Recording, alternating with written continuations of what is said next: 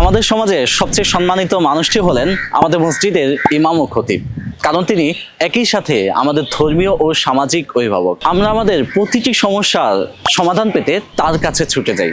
তিনি আমাদেরকে ওযু থেকে পবিত্রতা, আখলাক, লেনদেন থেকে শুরু করে ইসলামের মাসআলা মাসাইল সবকিছুতে দিক নির্দেশনা দিয়ে থাকেন। আমাদের পরিবার, আমাদের সমাজ এবং আমাদের রাষ্ট্রীয় বিভিন্ন বিষয়ে তিনি আমাদেরকে চমৎকার নসিহা করেন। তিনি আমাদেরকে দিক নির্দেশনা দিয়ে যান। এজন্য সমাজে দিনকে দিন ওনার গ্রহণযোগ্যতা বেড়েই চলেছে।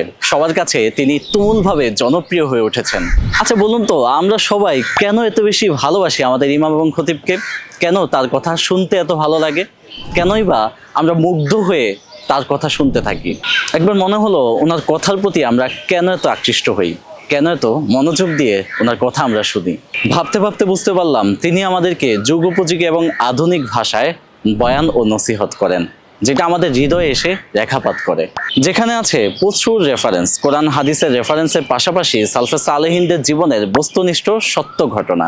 প্রিয় ইমাম ও খতিব, আপনিও যদি চান আপনার বয়ান হোক শ্রুতিমধুর, আপনার বয়ান হোক আধুনিক এবং যুগ উপযোগী তথ্য নির্ভর, আপনিও যদি চান সমাজে সুন্দরতম গ্রহণযোগ্যতা, সবাই আপনার কাছে এসে আপনার কথা শুনবার জন্য উন্মুখ হয়ে আছে, এমনটা যদি চান, তবে আপনাকে পড়তে হবে রাহনুমা প্রকাশনী থেকে প্রকাশিত আলোচিত বয়ান বিশ্বকোষ।